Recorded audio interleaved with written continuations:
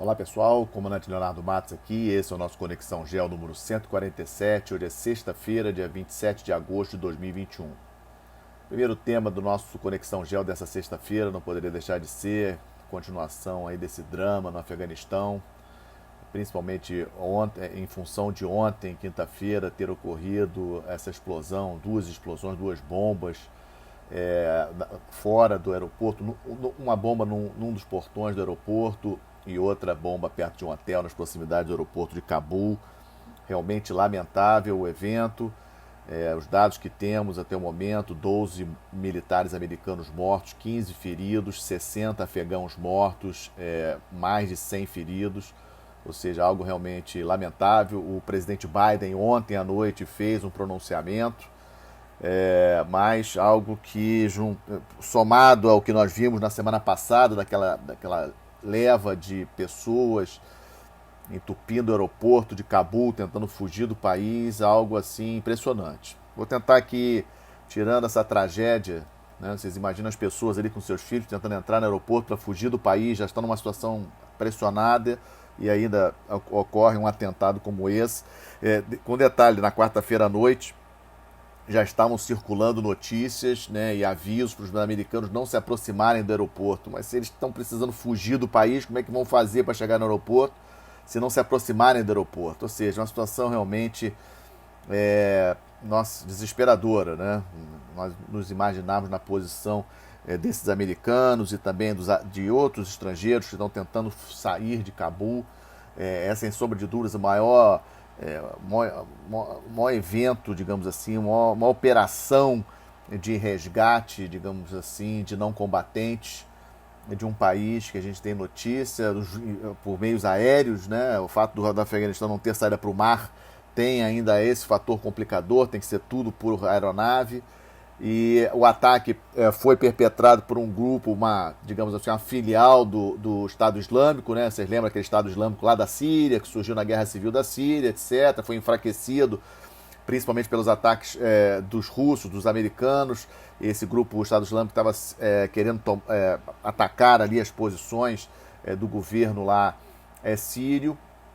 E uma filial desse Estado Islâmico, o ISIS-K, que eles chamam, de Khorasan, que perpetraram esse ataque. Já havia muita especulação sobre essa possibilidade, como eu falei, e não acredito que tenha nenhum envolvimento com o Talibã, muito pelo contrário, os talibãs que querem que os Estados Unidos saia logo do país para ele poder governar o país e tocar o país da melhor forma possível, né? Então descarto a possibilidade, não que eu confie nos talibãs, mas eu também descarto. O presidente Biden comentou isso ontem no seu pronunciamento, que não é o caso dos talibãs estarem por trás desse ataque, até porque a informação que temos é que alguns soldados talibãs também morreram nessa explosão. Então esse grupo do ISIS-K, ele é contrário, ele é mais radical do que o Talibã e está querendo também marcar posição ali, chamar atenção para ele e aí com isso ganhar projeção internacional, que aí ganha ajuda de algumas figuras aí do mundo islâmico mais radicais que têm interesse de manter a situação instável, digamos assim, tentando manter esse discurso aí do islâmico mais, do mundo islâmico um pouco mais estrito, né? A observância ali da Sharia, etc. Por aí. Em compensação, o que a gente está vendo além disso, outros movimentos. China, por enquanto, obviamente, aguardando a saída em definitivo dos americanos, mas essa semana o embaixador chinês em Cabul já se encontrou, pelo menos oficialmente, já deve ter se encontrado não oficialmente antes, mas oficialmente, quarta-feira, se encontrou com o governo talibã. Então, assim, reforça aquela ideia. E aí eu peço que vocês entendam essa possível... O Afeganistão também, essa é uma possibilidade interessante. O Afeganistão como um possível eixo entre China e Irã. Vamos lembrar que o Irã possui uma fronteira terrestre grande com o Afeganistão, 900 quilômetros de fronteira. Vamos lembrar que a China fez um acordo estratégico importante com o Irã esse ano. E o Irã, obviamente, pressionado pelos Estados Unidos, pressionado aí com as sanções em relação ao seu programa nuclear, tem aí a China como uma grande possibilidade aí de conseguir resolver os seus problemas. A China, maior importador de petróleo do mundo, obviamente tem interesse no petróleo iraniano.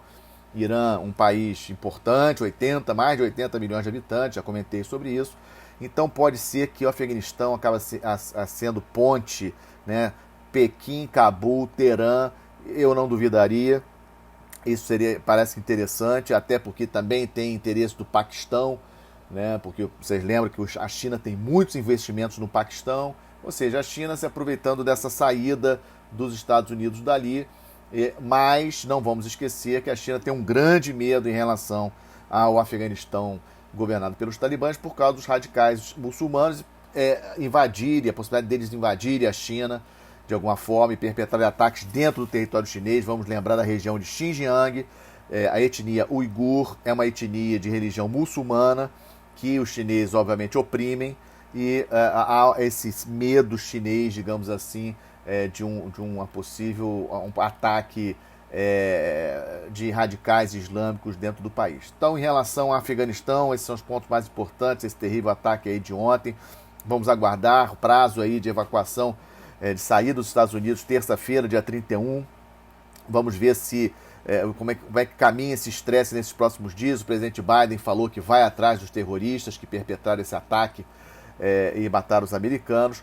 Mas a prioridade, sem dúvida, para os Estados Unidos nesse momento é tirar todos os americanos do país e tirar as suas forças armadas do país. Mas não vamos esquecer da questão digamos assim, como interpretarmos essa falha monumental dos Estados Unidos nesse processo de saída do Afeganistão. Isso realmente ainda vai ser foco de muita discussão. Eu vou falar muito ainda desse assunto aqui, porque é algo inacreditável a forma como os Estados Unidos fizeram essa saída, estão fazendo essa saída do Afeganistão com essa forma totalmente despreparada, né? Essa é a impressão que dá pra gente, uma coisa improvisada, uma coisa que os Estados Unidos realmente não se prepararam para fazer adequadamente.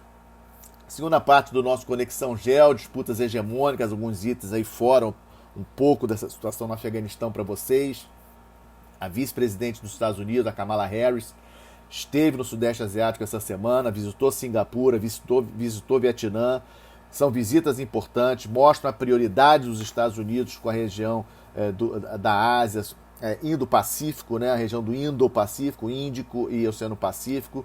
E vamos lembrar a posição geográfica de Singapura. Sempre lembro nas minhas palestras, com meus alunos, minhas aulas, a importância da gente olhar o mapa. Singapura fica exatamente num estreito importantíssimo, Estreito de Malaca, tráfego mercante, navios mercantes ali transportando produtos chineses, levando produtos para a China, para o Japão, para a Coreia do Sul. O Estreito de Malaca é importantíssimo e o Estreito de Malaca fica exatamente em frente a Singapura. Inclusive, lembrando vocês, já comentei aqui em outros podcasts, a possibilidade dos Estados Unidos virem a ressuscitar, digamos assim, a primeira esquadra, que hoje não existe. Os Estados Unidos não possui a primeira esquadra, ela existiu na época da Segunda Guerra Mundial. E Singapura é um candidato, é um país candidato a receber a primeira esquadra, caso ela venha realmente a ser reativada.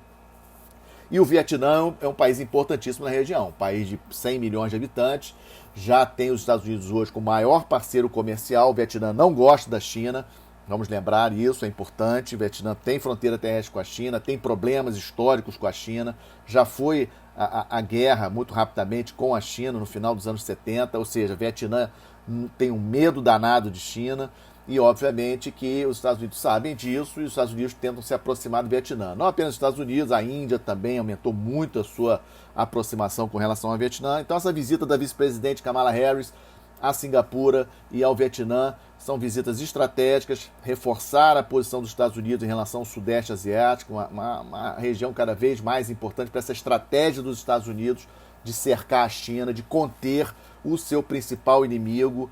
Não vamos esquecer desse aspecto. Grande inimigo, grande ameaça para os Estados Unidos é a China, né? Então, a política americana, a estratégia dos Estados Unidos de manter ali Japão, Coreia do Sul, Filipinas. Vocês estão vendo agora essa visita da Kamala Harris no Vietnã, Singapura, boas relações com Índia, Austrália, ou seja, tentando ali segurar ao máximo os chineses. E aí, falando em segurar os chineses, segundo tópico das disputas hegemônicas, o exercício Malabar 2021, um exercício naval que tem ganho aí projeção a cada ano, principalmente por causa dessa nova, não é bem uma aliança, mas essa amizade aí entre Austrália, Estados Unidos, Índia e Japão.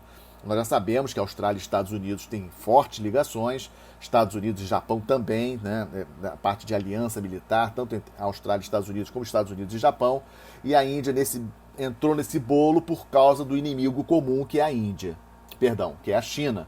Então, a Índia, obviamente, sempre se posicionou como um Estado, assim, digamos assim, independente nas relações internacionais, né, inclusive na época da Guerra Fria, e mais em relação a essa questão chinesa, a Índia também incentivando esse Quad, né, chamam de Quad, e esse exercício Malabar, um grande exercício naval, começou ontem e vai terminar no domingo, nas proximidades da ilha de Guam, onde tem uma base dos Estados Unidos, e esses 4 países participando com navios. Ou seja, eu achei interessante trazer essa informação para vocês, que é uma informação que normalmente não sai na mídia de maneira geral. Um outro evento que eu achei relevante essa semana para mostrar para vocês, para rapidamente comentar, a visita da chanceler alemã Angela Merkel, a última visita dela a Moscou. É uma visita relativamente simbólica, a gente sabe da importância, essa relação Rússia e Alemanha é uma relação aí de amor e ódio, digamos assim, né? Temos que ser pragmáticos nesse aspecto. A Alemanha precisa do gás da Rússia. A Rússia também, obviamente, quer ter boas relações com a Alemanha em função de ser um grande comprador do gás russo. E o gasoduto Nord Stream 2, já tem o 2, que passam pelo Báltico, pelo Mar Báltico, está para ficar pronto. E é um assunto que já foi muito polêmico, já foi muito discutido. Os Estados Unidos tentou evitar que esse gasoduto ficasse pronto. O Biden já se acertaram lá. Os Estados Unidos já se acertou com a Alemanha em relação a esse assunto. A Alemanha precisa desse gás. Obviamente isso é muito bom para a Rússia, mas é péssimo para a Ucrânia, porque outros gasodutos que vêm da Rússia que passam para a Ucrânia podem eventualmente ser, digamos assim, fechados. E aí vai prejudicar a Ucrânia.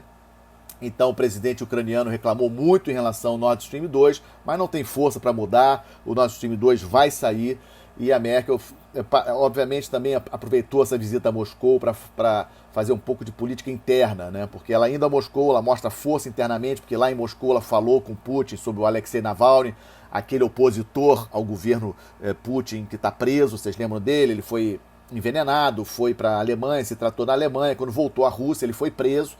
O Navalny é o grande opositor do governo do Putin, e a Merkel, lá dentro da Rússia, fez uma declaração pedindo para o Putin para libertar o Navalny. Obviamente, essa declaração, ela sabia que não ia dar em nada, o Putin não vai soltar o Navalny, mas foi uma declaração para o seu público interno. A Alemanha tem eleições gerais importantíssimas, dia 26 de setembro. Aliás, está uma disputa bastante acirrada entre 3 partidos. Isso aí é tópico que eu falarei mais em outro podcast. A Merkel não vai concorrer, ela não vai continuar no governo, mas obviamente ela quer que o partido dela vença. Então a saída dela a Moscou teve muito mais a ver com as eleições internas na Alemanha do que política externa propriamente dito. Em relação à pandemia, mais ou menos não tivemos grandes alterações em relação à semana passada. Passamos, graças a Deus, 5 bilhões de doses aplicadas no mundo. Continuamos com aqueles problemas com a Organização Mundial de Saúde, obviamente reclamando, na minha avaliação, corretamente, né? Aí aquela questão do multilateralismo com realismo. Em termos assim, a Organização Mundial de Saúde reclama de que vários países estão partindo já para a terceira dose, já estão aplicando a terceira dose da vacina, enquanto outros países ainda nem começaram a vacinação ou tem uma falta de vacinas muito grande. Então, mais uma vez, vemos a questão do realismo nas relações internacionais, na hora que realmente precisa, cada um vê o seu lado, e muitos países estão já iniciando a aplicação da terceira dose, enquanto países como na África, América Central mesmo, ainda não iniciaram a sua vacinação. Não estamos de olho, situação do Haiti continua ruim depois daquele terremoto. Notícia boa que a ajuda já chegou, os Estados Unidos chegaram bem forte nessa ajuda. É normal que isso aconteça, né? A proximidade geográfica do Haiti para os Estados Unidos tem mais é que fazer isso mesmo. Na verdade, deveriam ter feito até mais para tentar levantar a economia do Haiti, tentar melhorar a situação, o país mais pobre do continente americano. E também o Brasil enviou no último domingo, o avião chegou, o nosso KC-390, o novo avião da Força Aérea Brasileira, chegou com ajuda, com bombeiros, com material, vários tipos de medicamentos e para ajudar aí um pouco a situação do terremoto no Haiti, que é bastante grave. Outro tema que trago para vocês: norte da África é em crise. Vocês lembram da situação na Tunísia, né? Vocês lembram que o presidente da Tunísia, ele fechou o parlamento por 30 dias, agora renovou esse fechamento, digamos assim, do parlamento, disse que não tem data para abrir o parlamento, já tinha retirado o primeiro-ministro, ou seja, praticamente uma ditadura que nós estamos vendo hoje na Tunísia, e essa foi a novidade da semana. Também ali no norte da África, muito estresse entre Argélia e Marrocos, ali, dois países vizinhos, muçulmanos, sunitas, mas que há muito tempo têm problemas sérios. A Argélia, de uma certa forma, apoia a Frente Polisário, que é uma frente rebelde ali do Saara Ocidental, que o Marrocos diz que é seu, então o Marrocos não gosta desse apoio que a Argélia dá a essa frente, digamos assim, da Frente Polisário ali do Saara, e romperam relações. Marrocos e Argélia romperam relações diplomáticas essa semana. A culpa, teoricamente, parece que foi falado, pelo menos, né, pelo governo argelino, acusando o Marrocos de estar por trás de ondas terroristas de incêndio na Argélia. A gente sabe que o Mediterrâneo todo sofrendo muito com altas temperaturas e incêndios em vários lugares, muitos incêndios na Argélia, e o governo argelino culpando o Marrocos de ter provocado vários incêndios de uma forma aí de pressionar o governo argelino. Então, Marrocos e Argélia ali no norte da África bastante estressados.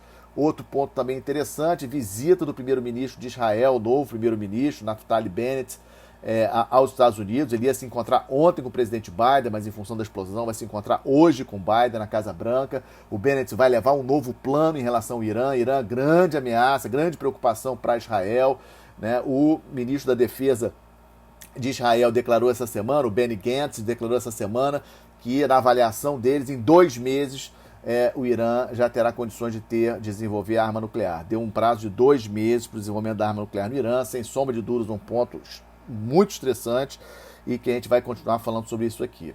E o outro ponto também do Estamos de Olho: estamos acompanhando a excelente Operação Guinex 1 da Marinha do Brasil no Golfo da Guiné. Golfo da Guiné, entorno estratégico brasileiro. A fragata Independência está lá representando o Brasil, já esteve na Guiné Equatorial, já esteve em São Tomé e Príncipe, está agora nos Camarões, e vai ainda na Nigéria e depois para Cabo Verde. Vou falar mais sobre essa importante presença brasileira no Golfo da Guiné, países amigos, entorno estratégico brasileiro, no próximo podcast, que será quando a fragata Independência estará no principal país da região, que é a Nigéria. E fecho o nosso Conexão de GEO de hoje com boas notícias. Saiu aí os dados, ontem saíram os dados aí do CAGED em relação a novos trabalhadores, o saldo positivo, mais uma vez, o 7º mês saldo positivo em relação a novos trabalhadores, 316.580 novos trabalhadores, 7º mês consecutivo. O Brasil esse ano já tem um saldo positivo de 1.850.000 trabalhadores, e trabalho é sinônimo de comida na mesa, é sinônimo de dignidade. Isso é importante, mostra a força da economia brasileira, mostra a força do brasileiro, e é com isso que eu fecho mais esse Conexão Geo, agradecendo a audiência de vocês. Aqueles que gostarem, vão lá no YouTube, dão um like, compartilham com os amigos, que é uma forma aí de divulgar esse meu trabalho. Um forte abraço a todos, até a próxima sexta-feira.